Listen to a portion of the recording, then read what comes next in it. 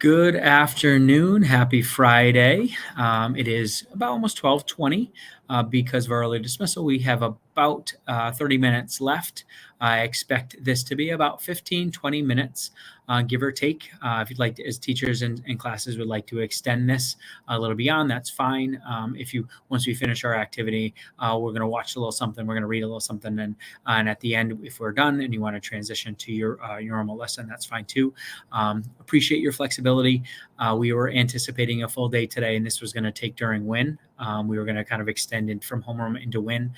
It is important that we do it today because Monday is our 9/11, and our field trip to the Amistad is actually Tuesday or Wednesday, depending on which class you're in, and we're going to get through that in just a second. So thank you, but that's really today. We're going to talk a little bit about the Amistad, refresh our memory from maybe a lesson that we did last year in grade 7, what it is. We're going to watch a little video. We're going to talk about some logistics on what the trip is. And we're going to read some historical information. You're going to be active readers, and then we'll turn it over to you in your classrooms to have a little bit of a discussion and a share out before calling it a day. So we have the opportunity as students and in Norwalk Public Schools to visit a replica ship of the Amistad.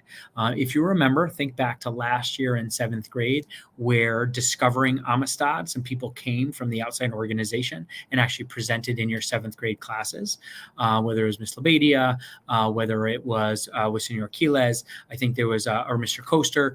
You had that in the spring. You had a lesson. It was a PowerPoint. Somebody came in, you talked a little bit about the ship, what happened on it. And the feedback initially was it was pretty interesting. It was new information. From what I've gathered too, some of our social studies 8th grade have been doing that for the last day or two, if not today.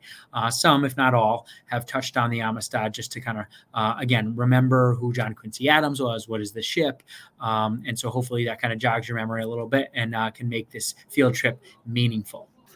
So if you remember, again, I pulled it up. It's Discovering Amistad. There's a whole website. There's a website for it. It's a really big organization, a large organization, and it's a legit ship. And they travel around in the area. And we just happened because of our Oyster Fest.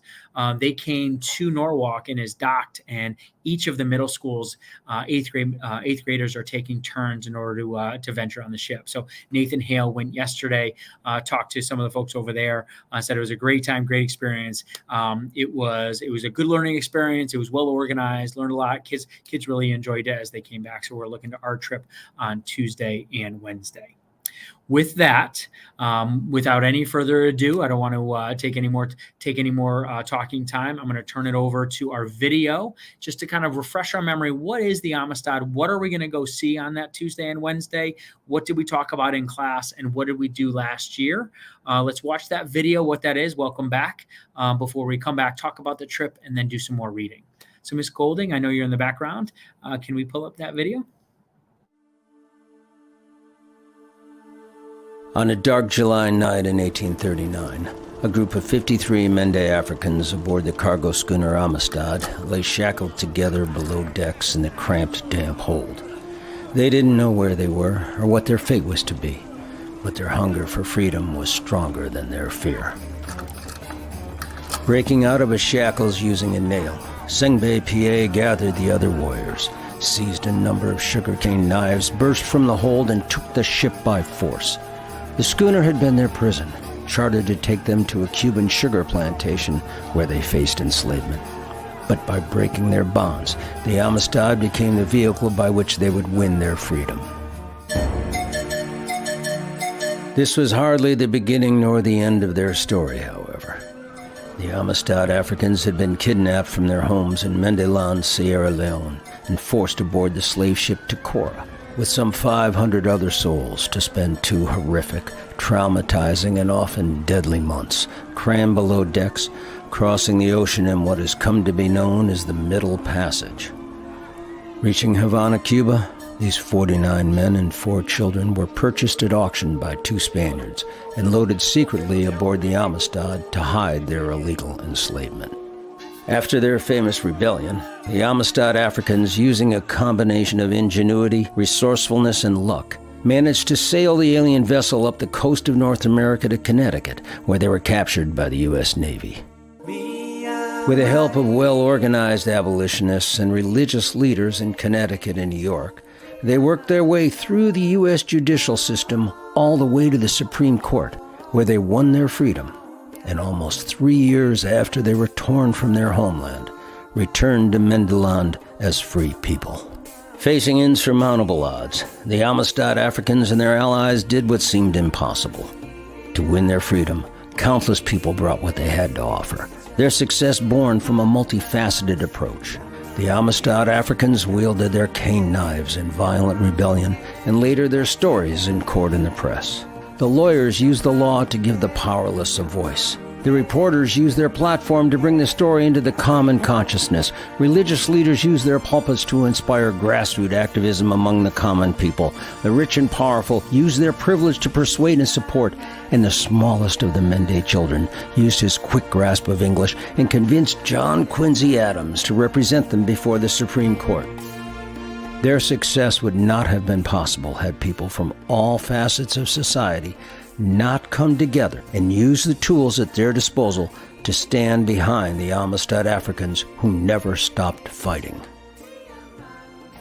Over 150 years have passed since the rebellion aboard the Amistad, and we are still fighting for racial justice. Though our current world is vastly different in many ways to that world in which the Amistad Africans lived, the forces we fight are just as great. However, the people, the tools, and the passion at our disposal are more powerful than ever. The Amistad story remains to this day as a beacon of hope and an example of how change can happen when diverse people make many small steps with a larger goal at heart. Current technology allows people from all walks of life and from anywhere in the world to collaborate and share stories of struggle and hope. And at Discovering Amistad, we are committed to providing platforms for these interactive dialogues with the common goal of activism and meaningful change. Follow us at discoveringamistad.org to see how you, no matter who you are, can follow in the Amistad Africans' footsteps and forge a more just society.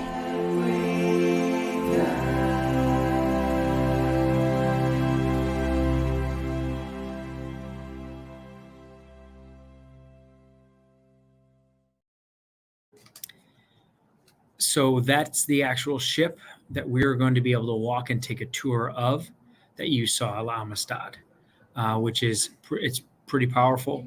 It goes back in our own history, and you saw all of those people. I like that part of the video the best when it shows how many people it took in all walks of that particular society, in all areas, including a former president to step in and say, no, these people are advocating for their own rights and civil rights.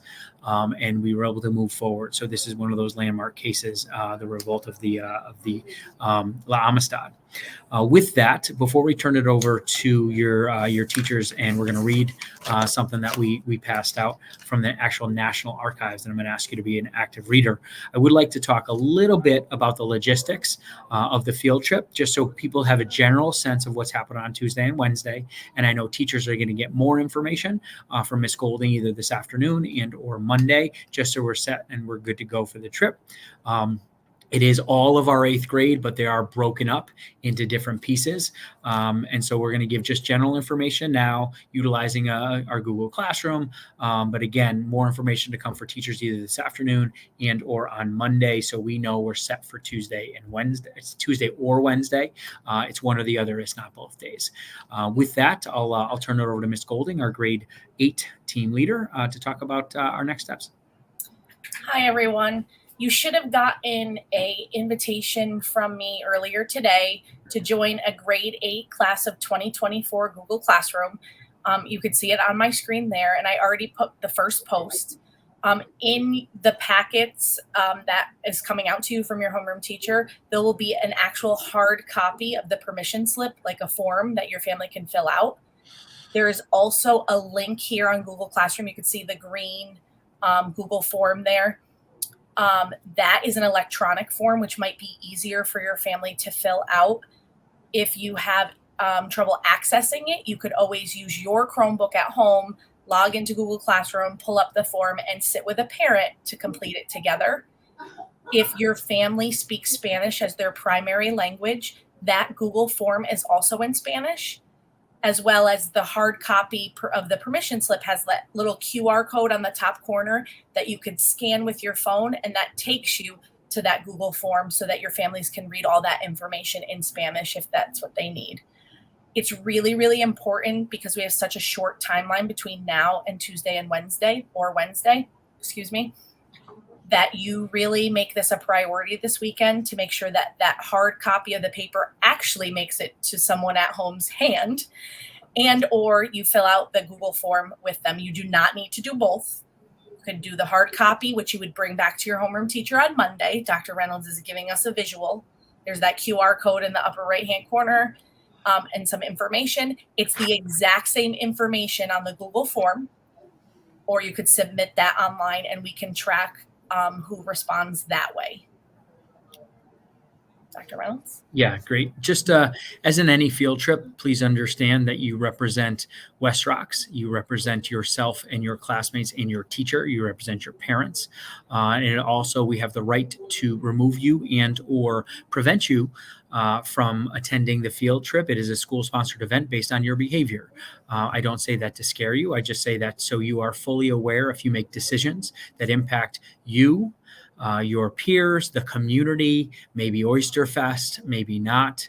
That again, this we want to make sure that everyone goes who is eligible to go and deserves to go. So make sure we're making good choices, both behaviorally, supporting each other. And again, if we make some poor choices, we can, maybe we don't get to go. Behavior wise. So just think about that. You represent everybody, including me, West Rocks, your community, your parents. So we'll talk about that as we get closer. We want to make sure we're doing the right thing so we're able to participate and have a great time and a good experience on Amistad on Tuesday or Wednesday. With that, the permission slip is really important. You're not going to be able to go if you don't have one. Sometimes we do what's called passive consent. However, because we're going on a boat and we want to make sure, and we're traveling by bus and we're there and we're holding everyone accountable, we want to make sure we have a signed or at least an electronic document from parent or guardian. With that said, as just a kind of continuation, and we'll turn it over to the class and teacher to for this next part is I'm going to ask you to read something from the National Archives.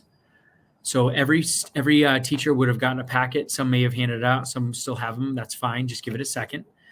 This is actually the Amistad case. You got a little bit of information from that video on the ins and outs and what happened during the revolt, what happened during the trial and the case, and you saw some quick images of people and then how it really applies to our society today. And you heard about our justice movement, Black Lives Matter, people taking a stand. And this was the beginning. And that's why this is a really important event that we're taking some time to go and explore and experience. This is a case from our own National Archives, and I'm going to ask you to be an active reader. So I'm going to ask you to do 3 things as you read this. I'm going to ask the teacher to begin as a read aloud, at least for the first part, and then turn it over to either a partner read or a silent solo for the remainder. But each student should do 3 things that are listed on top. There's also a Spanish text on the second page. So whatever is the preferred language for either any student or staff or class, especially within our different programs. I'm going to ask you to do 3 things as you're reading this. And that could be you're listening to our teacher, or you're reading aloud, or you're reading independently.